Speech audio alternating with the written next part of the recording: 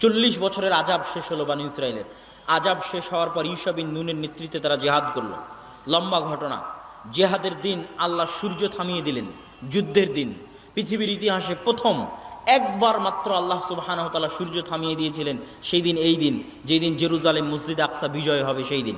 Yusha বিন নুনের নেতৃত্বে মসজিদ আকসা বিজয় করতে গিয়ে শুক্রবার বিকেল হয়ে গেছে। শুক্রবারের সন্ধ্যা নামলে শনিবারের দিন শুরু হবে। শনিবারের দিন শুরু হলে যুদ্ধ বিগ্রহ নিষিদ্ধ।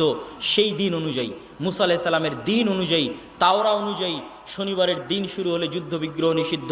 শুক্রবার সন্ধ্যা হলেই যুদ্ধ বিগ্রহ নিষিদ্ধ হবে। এই জন্য ইউশা বিন নুন আল্লাহর কাছে দোয়া করলেন, আল্লাহুম্মা হবিস আলাইনা ইয়া শামস ইন্নাকা মা'মুরা ওয়া আনা মা'মুরুন। হে সূর্য, তুমি আদিষ্ট আর আমিও আদিষ্ট। হে আল্লাহ, এই সূর্যকে আপনি আমাদের উপর থামিয়ে দিন, যেন যুদ্ধ শেষ করে বাইতুল মুকাদ্দাস মসজিদে আকসা বিজয় করতে পারি।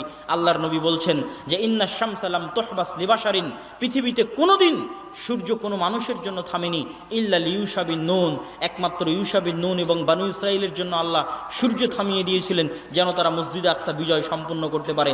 কত বড় নিমক হারাম জাতি, চোখের সামনে দেখলো সূর্য থেমে গেছে। এই সূর্য থামানোর মাধ্যমে আল্লাহ তাদের মসজিদে আকসা বিজয় করার সুযোগ দিলেন। এবার আল্লাহ তাদেরকে আদেশ দিচ্ছেন, শোনো, যখন তোমরা কারিয়ায় প্রবেশ করবে, আমি তাদেরকে বলে দিলাম, যখন তোমরা এই শহরে প্রবেশ করবে তখন তোমরা বলবে হিত্তাতুন নাগফির লাকুম, তোমরা মুখে উচ্চারণ করবে হিত্তাহ, আমি তোমাদের ক্ষমা করে দিব। হিব্রু ভাষায় হিত্তা হচ্ছে আস্তাগফিরুল্লাহ, আরবিতে আস্তাগফিরুল্লাহ আল্লাযী লা ইলাহা ইল্লা হুয়াল হাইয়ুল কাইয়্যুম ওয়া আতুবু ইলাইহি, বা আরবিতে আস্তাগফিরুল্লাহ হচ্ছে হিব্রুতে হিত্তা। তোমাদের যে এত বড় অপরাধ, এত বড় গুনাহের পরও আমি মসজিদ আকসা বিজয় করার সুযোগ দিচ্ছি। তোমরা যখন জেরুজালেমে প্রবেশ করবে মুখে বলবে আস্তাগফিরুল্লাহ, আর মাথা থাকবে নিচু, সিজদারত অবস্থায় এই শহরে প্রবেশ করবে।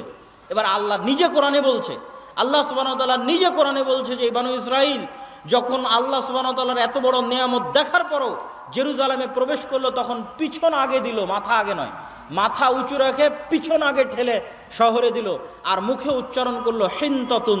হিনতাতুন মানে হচ্ছে গমের দানা। বলেন নাউজুবিল্লাহ।